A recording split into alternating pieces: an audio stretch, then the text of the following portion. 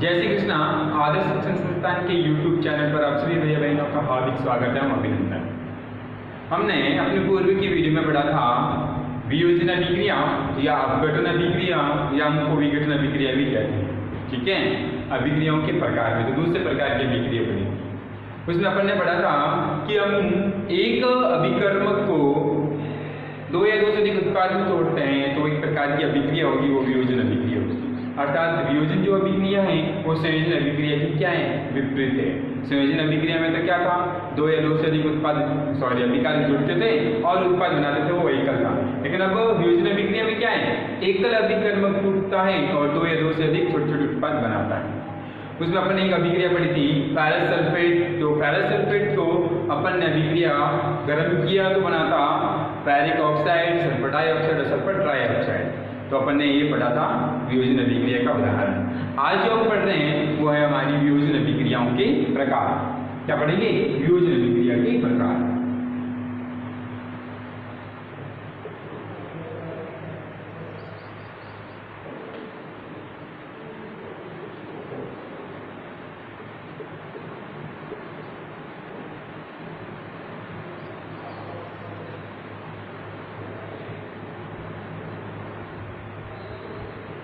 वियोजन अभिक्रिया के प्रकार, या इसको अपघटन अभिक्रिया भी कहते हैं, विघटन अभिक्रिया भी कहते हैं। ध्यान रखना चाहिए सारे नाम। तो वियोजन अभिक्रिया के प्रकार में सबसे पहला प्रकार है हमारे पास तापीय, या इसको ऊष्मीय अपघटन या विघटन या वियोजन भी बोलते हैं। अपघटन अभिक्रिया, वियोजन अभिक्रिया का पहला जो प्रकार है उस प्रकार का नाम क्या है, तापीय या ऊष्मीय अपघटन, तापीय या वियोजन अभिक्रिया। दूसरा प्रकार है प्रकाश अपघटन या प्रकाश वियोजन या विघटन। इसको प्रकाशिक अपघटन भी कहते हैं, प्रकाशिक अपघटन।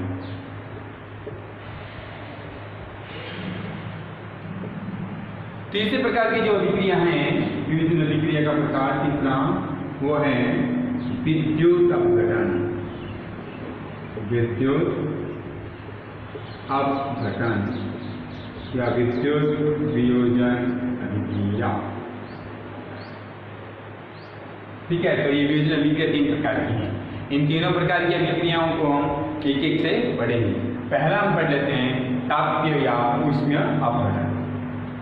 पहले प्रकार की अभिक्रिया ऊष्मीय या तापीय अपघटन अभिक्रिया।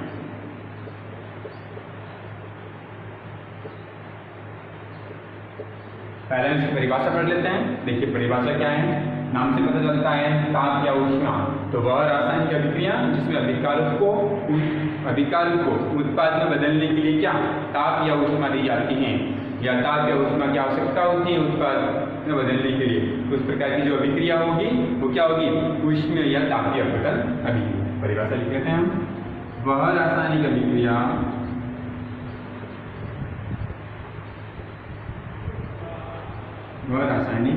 अभिक्रिया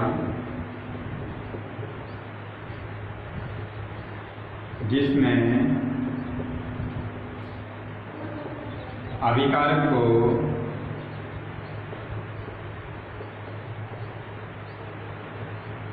को उत्पाद में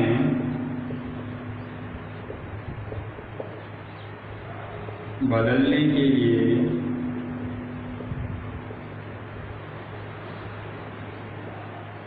ये ऊष्मा या ताप भी लिख सकते हैं, ऊष्मा या ताप की आवश्यकता होती है, आवश्यकता होती है। उसे ऊष्मीय या तापीय अपघटन या वियोजन अभिक्रिया कहते हैं।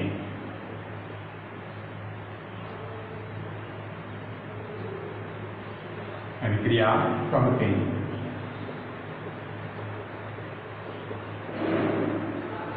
तो हमारी परिभाषा क्या हो गई? प्रकाशिक अपघटन की वियोजन अभिक्रिया, लेकिन उष्म वियोजन। तो वह रासायनिक अभिक्रिया जिसमें किसी अभिकर्मक को या अभिकारक को उत्पाद में बदलने के लिए किसकी आवश्यकता होती है? ऊष्मा या ताप की आवश्यकता होती है। तब हम उसे क्या कहेंगे? ऊष्मीय अपघटन या तापीय अपघटन। इसका एक एग्जाम्पल लेते हैं, उदाहरण देखिए।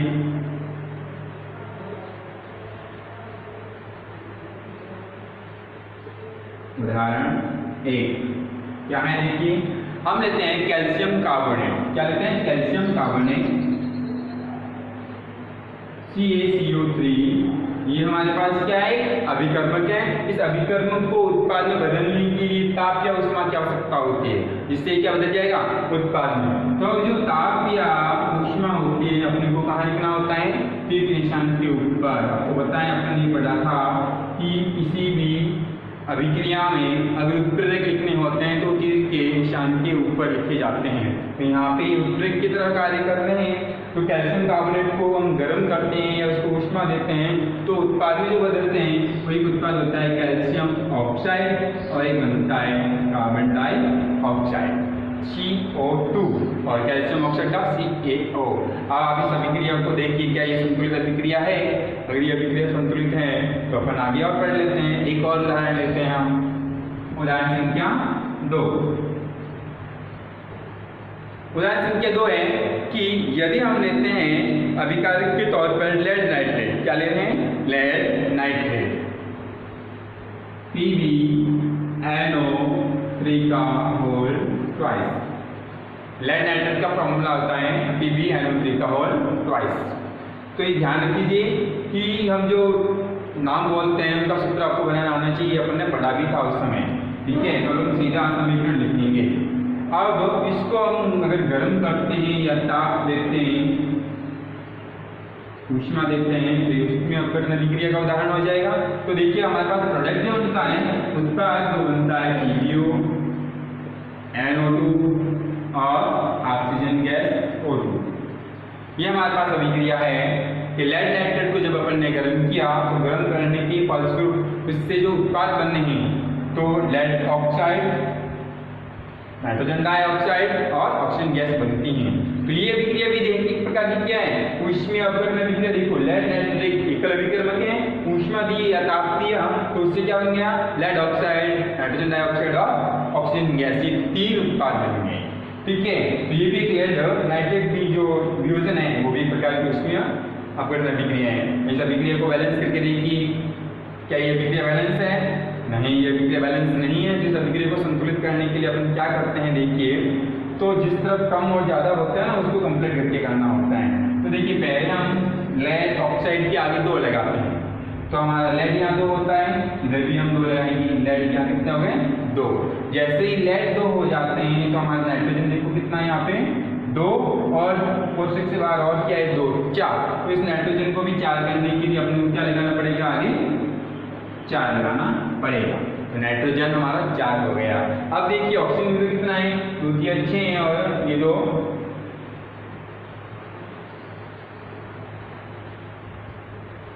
हाँ सही है, 6 और 6 दूनी 12 होता है। अब देखिए हमारा इधर ऑक्सीजन 12 है, क्या?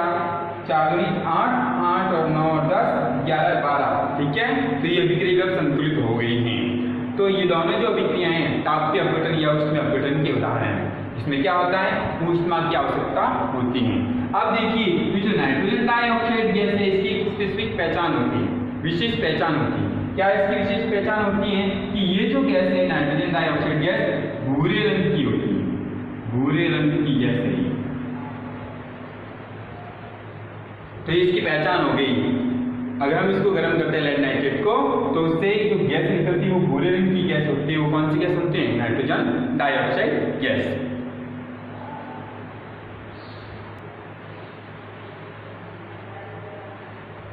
वियोजन अभिक्रिया के अंतर्गत दूसरे प्रकार की जो अभिक्रिया है वो है हमारी क्या? प्रकाश अपघटन। प्रकाश अपघटन घटन अभिक्रिया। प्रकाश अपघटन अभिक्रिया, या इसको हम दूसरे किस नाम से पुकारते हैं, प्रकाशिक अपघटन अभिक्रिया या प्रकाश वियोजन अभिक्रिया।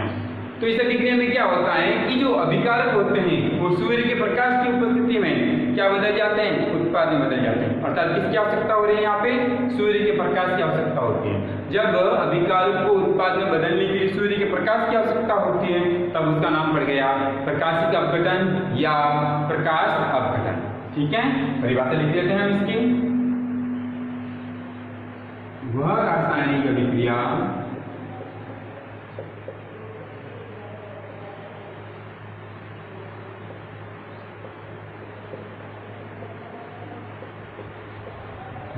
अभिक्रिया जिसमें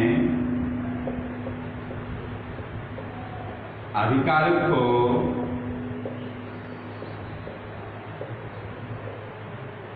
उत्पाद में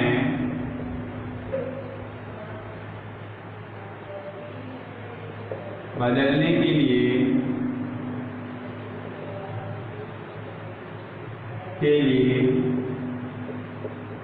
सूर्य के प्रकाश की आवश्यकता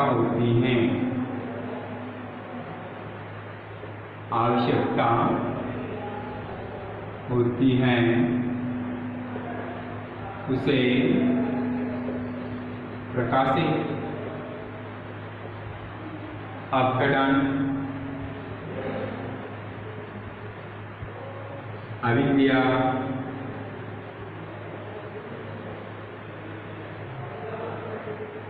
प्रकाशिक अपघटन अभिक्रिया कहते हैं। ठीक है, तो सूर्य के प्रकाश की आवश्यकता होती है इसमें अभिकारक को उत्पाद में बदलने के लिए, तो नाम से इसका नाम पड़ गया है प्रकाशिक अपघटन या प्रकाश अपघटन अभिक्रिया, प्रकाश वियोजन अभिक्रिया भी कह सकते हैं। उदाहरण लेते हैं, उदाहरण संख्या 1, पहला एग्जाम्पल लेते हैं। हमारे पास है एक अभिकारक सिल्वर क्लोराइड। क्या है, सिल्वर क्लोराइड। क्या है सूत्र इसका, AgCl। सिल्वर क्लोराइड को जब हम सूर्य के प्रकाश में रखते हैं तो सिल्वर क्लोराइड जो है वो अपघटित हो जाता है और बदल देता है Ag+Cl2, सिल्वर और क्लोराइड में बदल जाता है। अब देखिए ये अभिक्रिया संतुलित है क्या, नहीं। जब ये अभिक्रिया संतुलित नहीं है तो अपने को संतुलित करना होता है अनुमान विधि के द्वारा। तो इसमें इस क्लोरीन को उधर जो है अभिकारक में एक कहीं उसको 2 करने के लिए क्या करूँगा, गुणांक के रूप में 2 लगा दूंगा। तो जैसे ही उधर हम क्लोरीन को संतुलित करते हैं, यहाँ हमारा सिल्वर है यह संतुलित हो जाता है, तो इसको भी हम संतुलित करने के लिए क्या लगा देंगे, 2। तो एक प्रकार की सूर्य के प्रकाश से अपघटित होने वाली अभिक्रिया है, इसको बोलते हैं प्रकाशिका अभिक्रिया या प्रकाशिक अपघटन अभिक्रिया। एक और एग्जांपल ले लेते हैं इसी के साथ, नंबर 2 AgBr। AgBr जो है सिल्वर ब्रोमाइड, इसको भी हम सूर्य के प्रकाश के सामने रख देते हैं, सूर्य का प्रकाश। और जब हम इसको सूर्य के प्रकाश के सामने रख देते हैं तब ये भी बना देता है सिल्वर और ब्रोमीन। ठीक है, इस अभिक्रिया को भी संतुलित करने के लिए इसका ब्रोमीन कितना है, 2, और इधर कितना है कि तो इसको गुणांक के रूप में पूर्णांक लगाने के लिए क्या कर देंगे, आगे 2 लगा देंगे। अब इधर देखिए उधर सिल्वर 2 हो जाते हैं, तो इस तरह सिल्वर को भी 2 करने के लिए क्या लगाएंगे, 2। ये दोनों ही जो अभिक्रिया हैं सूर्य के प्रकाश के संपर्क में आने पर हो जाती है सूर्य के प्रकाश से, तो ये अपघटन अभिक्रिया का उदाहरण है। दोनों ही जो अभिक्रिया हैं, नोट करना है ये चीज, और दोनों अभिक्रिया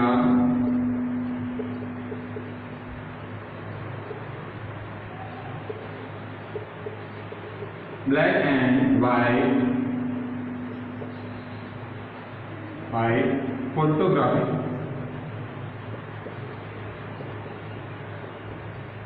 ब्लैक एंड व्हाइट फोटोग्राफी में उपयोग की जाती है। ब्लैक एंड व्हाइट फोटोग्राफी में इसका उपयोग किया जाता है। अब तो नहीं होती, अब तो सब रंगीन फोटोज होती हैं, लेकिन पहले के समय में जो ब्लैक एंड व्हाइट फोटो होती थी ना फिल्म के लिए ना, तो उसमें इन दोनों अभिक्रियाओं का उपयोग किया जाता था।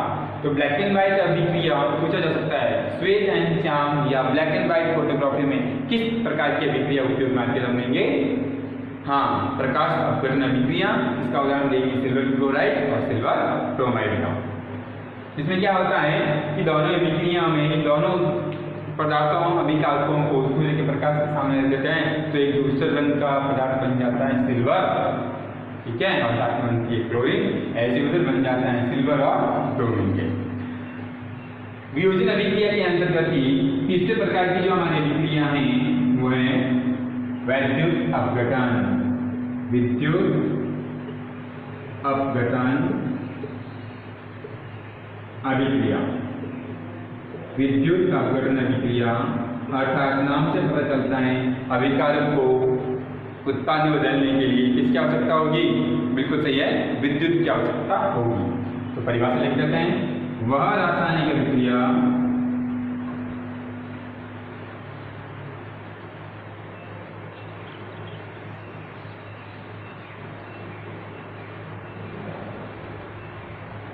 जिसमें अभिकारक को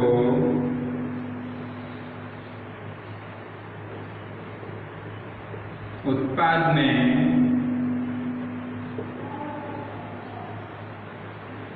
बदलने के लिए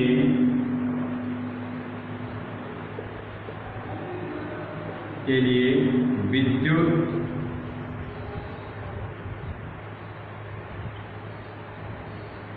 ऊर्जा की आवश्यकता होती है,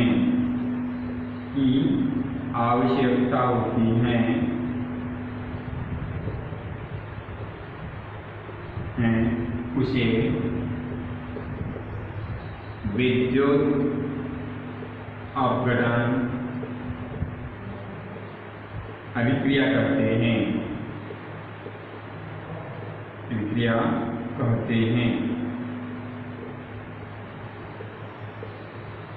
तो ये विद्युत अपघटन की परिभाषा आ गई। क्या होता है इसमें, विद्युत ऊर्जा की आवश्यकता होती है अभिकारक को उत्पाद में बदलने के लिए, इसलिए हम इसको बोलते हैं विद्युत अपघटन अभिक्रिया। इसके एक एग्जांपल लेते हैं, देखिए क्या है एग्जांपल। हम ले रहे हैं जल H2O, ठीक है, रासायनिक समीकरण ही लिख रहे हैं हम, और उसके अंदर विद्युत धारा प्रवाहित करते हैं। क्या प्रवाहित करते हैं, विद्युत धारा। जैसे हम विद्युत धारा प्रवाहित करेंगे तो जल जो है वो अपघटित हो जाता है हाइड्रोजन में और ऑक्सीजन में, अर्थात जिस अभिकारकों से मिलकर ये जल बना था उसी उत्पादों में ये वापस टूट जाता है। अपन ने संयोजन अभिक्रिया में भी बढ़ा था जल का निर्माण, तो अपन हाइड्रोजन और ऑक्सीजन गैस लिया था और उत्पाद के तौर पर उसमें बना था हमारा जल। अब क्या कर रहे हैं, जल को ले रहे हैं, एकल अभिकर्मक हो गया अभी हमारे पास, उसके अंदर विद्युत धारा प्रवाहित कर रहे हैं, तो ऑक्सीजन और हाइड्रोजन गैस हाइड्रोजन और ऑक्सीजन गैस प्राप्त होती है। तो इसमें भी क्या हो रहा है, विद्युत अपघटित हो रहा है, विद्युत के कारण दोनों अपघटित होकर के उत्पाद बना रही है एकल अभिकर्मक। तो इस अभिक्रिया को जब संतुलित कीजिए, देखिए उस तरफ हम देखते हैं अभिकारक में तो हमारा ऑक्सीजन का परमाणु 1 है, इधर ऑक्सीजन के परमाणु 2 है, तो उस ऑक्सीजन के परमाणु को 2 करने के लिए हम क्या लगाएंगे, 2। तो हमारे हाइड्रोजन कितने हो गए इधर, 4, तो इस हाइड्रोजन को भी क्या करेंगे, हाँ 2 लगा देंगे तो हमारे हाइड्रोजन कितने हो जाएंगे, 4। इस प्रकार की ये जो अभिक्रिया वो संतुलित हो गई है। अब इस अभिक्रिया इसमें से अभिक्रिया में से क्या प्रश्न पूछा जाता है कि विद्युत अपघटन अभिक्रिया के दौरान कौन सी गैस अधिक बनती हैं। तो देखिए इस अभिक्रिया में ऑक्सीजन और हाइड्रोजन 2 गैसें बनती है और इसमें ये जो हाइड्रोजन गैस है वो दुगुनी, क्या है, दुगुनी बनी। किससे, ऑक्सीजन गैस से। ऑक्सीजन गैस से हाइड्रोजन गैस दुगुनी बनी है। क्यों, तो हम लोगों ने पढ़ा था कि लवाइसी के द्वारा दिया गया द्रव्यमान संरक्षण का नियम कहता है कि जो द्रव्यमान है वह न तो उत्पन्न कर सकते हैं ना ही नष्ट कर सकते हैं, अर्थात अभिकारक और उत्पाद दोनों परमाणु की संख्या क्या होनी चाहिए, बराबर। तब हम अभिक्रिया को संतुलित करते हैं ना, तो अभिक्रिया जब हमने संतुलित की तब पता चला कि ये जो हाइड्रोजन गैस है वो ऑक्सीजन गैस की क्या है, दुगुनी है। तो इसमें से ये प्रश्न आ सकता है, पूछे जाता है। तो आज की इस वीडियो में इतना ही। जय श्री कृष्णा, धन्यवाद।